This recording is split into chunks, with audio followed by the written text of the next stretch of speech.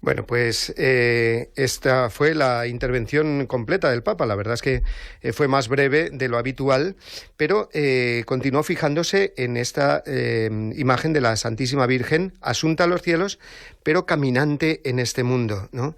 Y en ese sentido nos dice que la Virgen es aquella que nos precede en el camino, que va, por así decirlo, acompañándonos, pero delante de nosotros. Es la que ya ha llegado a la meta y está en cuerpo y alma en el cielo, pero sin olvidar que es modelo para nosotros. Y en ese sentido es también, y ha usado el Papa esta expresión, hermana nuestra, hermana nuestra. Hay que entenderla muy bien, esta expresión, porque algunos la podrían entender como que quita algo a la maternidad divina. No, María es madre, ¿no? Bueno, y también es hermana. Y esta es una expresión que no solamente ha usado el Papa Francisco, sino que ha sido muy usada también por sus predecesores, en concreto por San Juan Pablo II y Benedicto XVI en varias ocasiones, y por santos, por ejemplo, de la altura ni más ni menos que de San Atanasio, ¿no? En los primeros siglos, ¿no? El cuerpo, leo, por ejemplo, de San Atanasio, para que veamos que esta expresión de María como hermana es perfectamente entendible desde esta perspectiva que ha iniciado ya el Papa, ¿no? María caminante, ¿no? Con nosotros. Dice así San Atanasio: el cuerpo que el Señor asumió de María era un verdadero cuerpo humano, conforme lo atestiguan las Escrituras. Verdadero, digo, porque fue un cuerpo igual al nuestro, pues María es nuestra hermana, ya que todos nosotros hemos nacido de Adán, ¿no? Luego, nuestra Madre Celeste, no debemos olvidar que es una de nosotros también, aunque concebida sin pecado original y siguiendo un camino, pues en ese sentido muy excepcional. Pero que fuera excepcional no quiere decir que no sea también un modelo de camino para nosotros, un camino en la fe, ¿no? Y como decíamos antes, los santos padres, o sea, los papas anteriores al Papa Francisco, sobre todo San Juan Pablo II, pues lo decía muchas veces, esto de hermana y también peregrina en la fe, porque es que ahí está la cuestión, ¿no? Que no quitando nada a su maternidad divina y eclesial, considerar o mirar a María también como hermana, pues nos ayuda a entrar ya en unas cuestiones teológicas muy serias, ¿no? Y es que María ha recorrido un camino de fe, distinto del nuestro, en el sentido de que el nuestro, ese camino de fe, nos saca del pecado, y nos lleva después por el camino de la gracia hasta el cielo. Por supuesto, la Virgen María no ha tenido que salir del pecado porque no lo ha tenido, pero eso no quiere decir que no haya recorrido ese camino de fe, como declaró la misma Santa Isabel, su prima, cuando la saludó diciendo: feliz la que ha creído, dichosa tú que has creído. O sea, nadie puede poner en duda que la Santísima Virgen ha recorrido un camino de fe, que, repito, no es que ese camino de fe haya que considerarlo solo para pecadores, para nosotros, porque a nosotros sí, el camino de fe nos saca del pecado a través del bautismo y ya nos pone en esa vía de la gracia hasta el cielo. La Virgen María ha estado en gracia ya desde el primer momento de su concepción, o sea, de su vida en la concepción, y a partir de ahí ha recorrido el camino de la fe. Por eso digo, San Juan Pablo II, pues hablaba de ella así, ¿no? Dice así, por ejemplo, en la catequesis del 21 de marzo del 2001, feliz la que ha creído.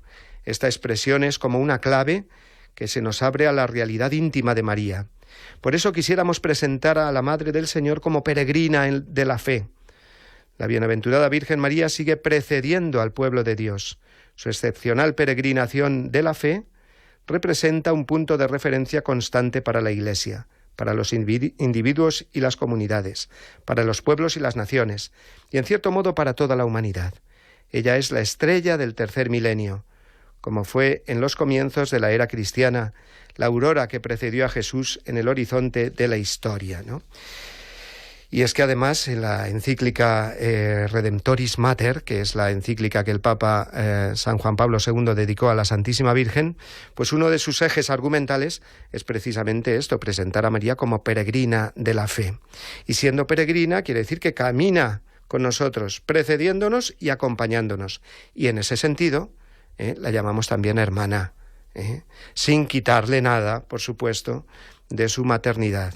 María es madre, y esa es su prerrogativa principal, ser madre de Dios y porque Cristo nos la ha dado en el momento que moría en la cruz, ahí tienes a tu Hijo, pues es Madre nuestra. Pero el contemplarla también y experimentarla también como hermana nos ayuda, y podríamos decir que embellece aún más y agranda aún más su título de madre, ¿no? No es una madre lejana, no es una madre que tenemos que contemplar, ha dicho el Papa con esta expresión así un poco coloquial, ¿no? No como una inmóvil estatua de cera o como una persona lejana, sino como una madre que nos acompaña. Entonces, claro que lo decimos a lo mejor en un sentido un poquito más figurado, es madre, pero también se puede decir perfectamente es hermana. Y así, por ejemplo, el Benedicto XVI, en el Ángelus del 16 de agosto del 2007, lo afirmó: necesitamos experimentarla como madre y hermana en las situaciones concretas de nuestra existencia.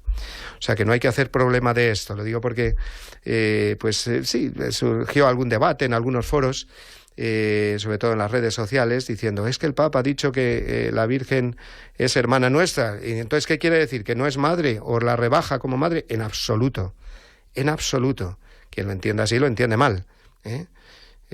No se puede rebajar ni un milímetro su condición de madre, pero eso no quiere decir que no se le pueda llamar también hermana, ¿eh?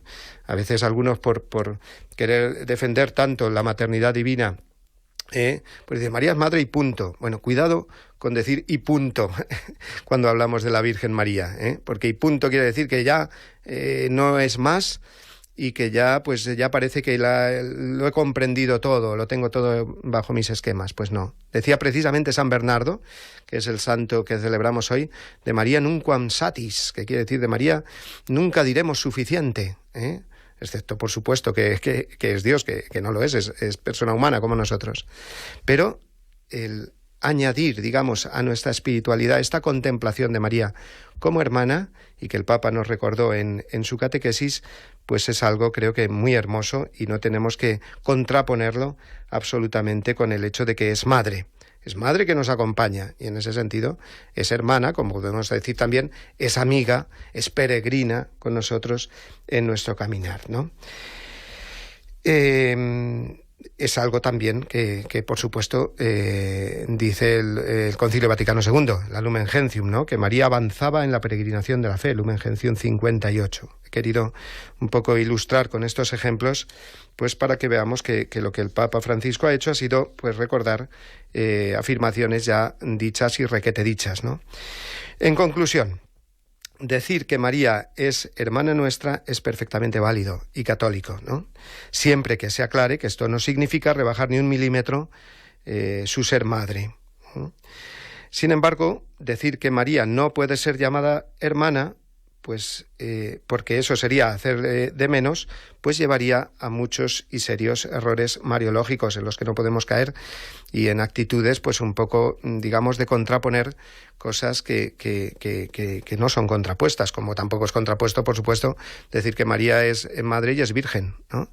Y es que en María esta especie de aparentes contradicciones o contraposiciones precisamente lo que hacen es, pues, agrandar más el misterio de nuestra madre, ¿no?